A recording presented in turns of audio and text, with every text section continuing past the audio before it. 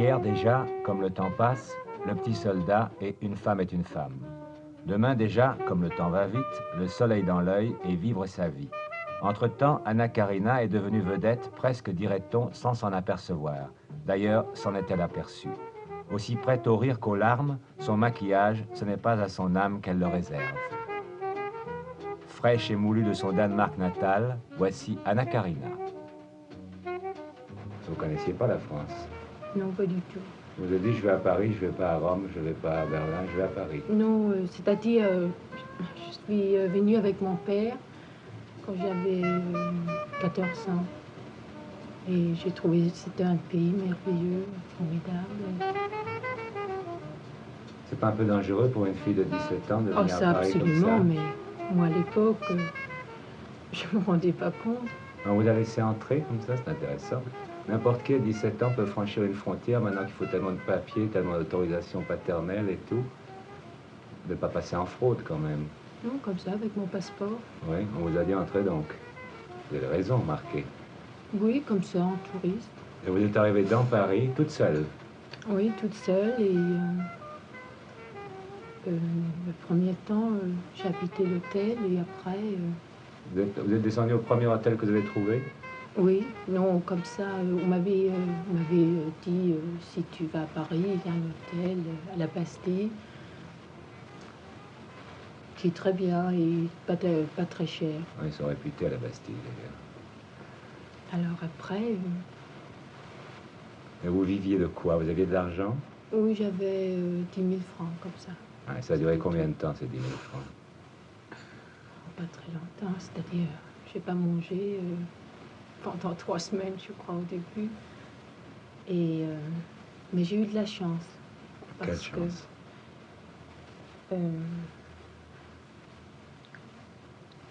J'ai fait des photos avec Jour de France. Vous avez 2 trouvé... jours après, je me suis promenée comme ça à Paris en blue jeans parce que je ne savais pas du tout m'habiller, rien du tout.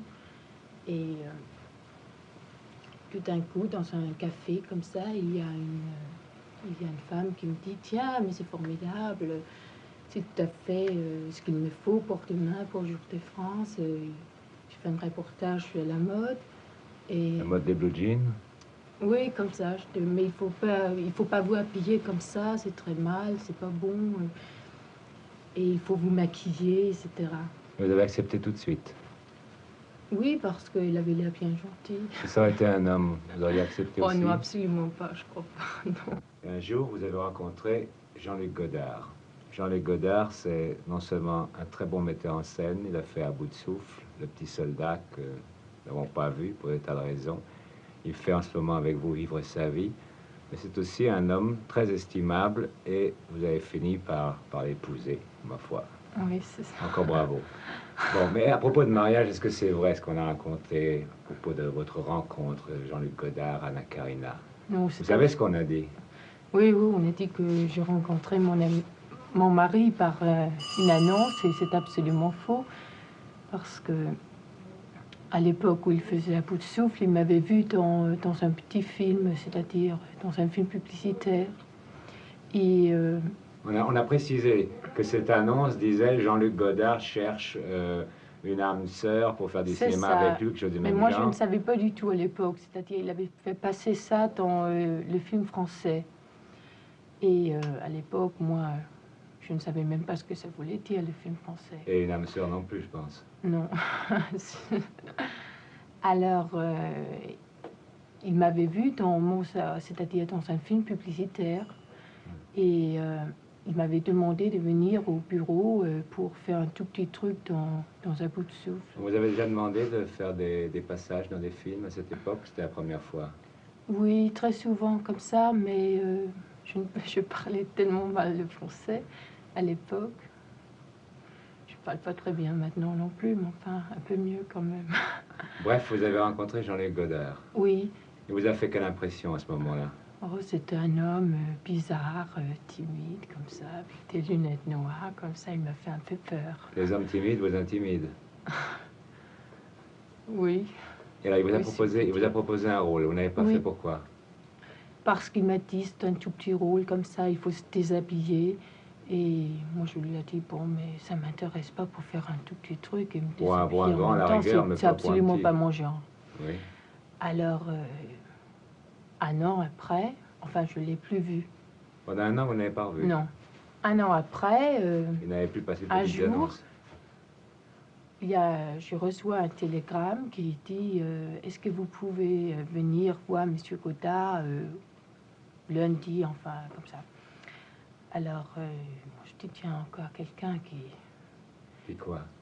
c'est pas qui veut sortir avec moi, comme ça. Vous parlez peut-être pas très bien le français, mais on vous comprend. Alors, j'ai dit à mes amis, qui est ce Monsieur Godard, comme ça. Oh, mais c'est formidable, Monsieur Godard, il a fait à bout de souffle, c'est formidable. Vous aviez vu le film? Non, non, pas du tout. Tout le monde en parle, il faut absolument que tu vas le voir. Et je dis, bon, mais viens avec moi. Alors, j'y vais au bureau et je revois Monsieur Godard, enfin Jean-Luc, qui me dit, cette fois-ci, c'est pour le rôle principal et je voudrais que vous jouiez ce rôle. Alors, moi, je lui ai dit d'accord, je ne savais pas du tout ce que c'était, parce qu'il écrit toujours au dernier moment, comme vous le savez d'ailleurs. On ne sait pas d'avance ce qu'il fait, quoi. Non, c'est ça. Alors, vous saviez d'avance qu'il allait vous épouser, quand même, la veille du mariage. Oh. Jean-Luc Godard. Non, mais enfin, il me plaisait bien, quoi.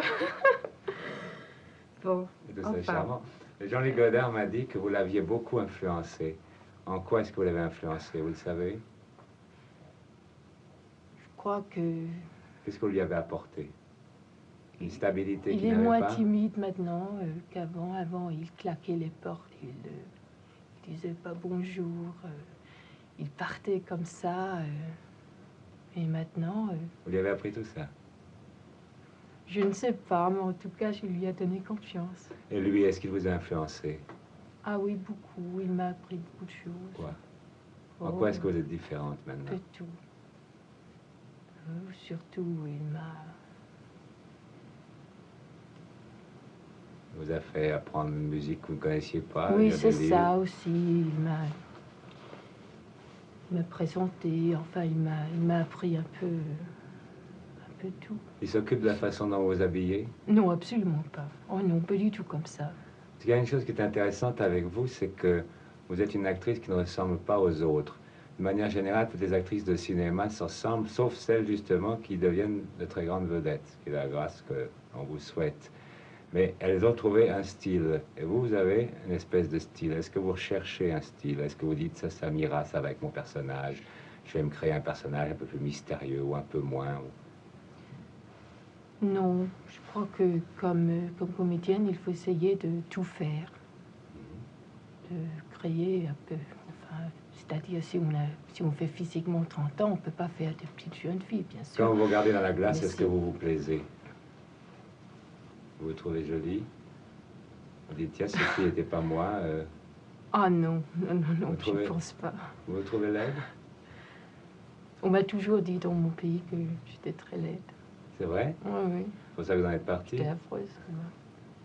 Oui, peut-être un peu aussi. Trop de questions. Mais attends, je voudrais finir mon histoire.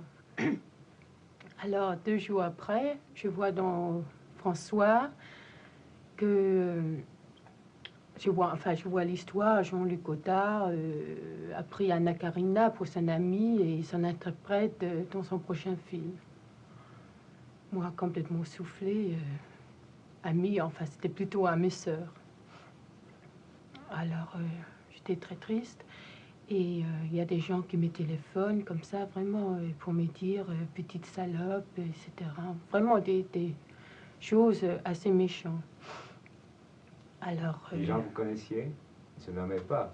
C'était anonyme? non, non, oui, c'est ça, tout à fait. Mais donc, ça doit être des gens dans du cinéma quand même, puisque sinon, vous ne savez pas mon numéro de téléphone, en tout cas.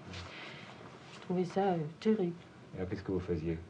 Alors, après, il y a Jean-Luc qui me téléphone, qui dit, pour s'excuser, pour dire, mais c'est terrible, je sais que c'est pas vrai, etc. Il me raconte l'histoire qu'il a fait passer dans le film français. Alors là, sur ça, moi, je commence à pleurer. Je trouvais ça horrible pour une jeune fille qu'on disait ça, quoi. Enfin, Alors depuis... après, lorsque on est tombé amoureux, c'était tout le monde dit oui, mais la preuve c'est que l'histoire est vraie, etc. Et tous les, enfin, chaque fois comme il y avait quelque chose sur moi dans un journal, c'était ça, la petite à mes sœurs de Jean-Luc Godard, etc. Et ça fait des drames entre nous. Bref, les deux plus vilains mots de la langue française, c'est C'est-à-dire, âme moi, sœur. j'ai pleuré, et c'était vraiment très triste pour moi. Et maintenant, c'est toujours comme ça. Même des acteurs avec qui j'ai travaillé plusieurs fois disent oui, mais Anna, c'est pas une fille sérieuse parce que quand même, elle a rencontré son mari par une annonce, etc.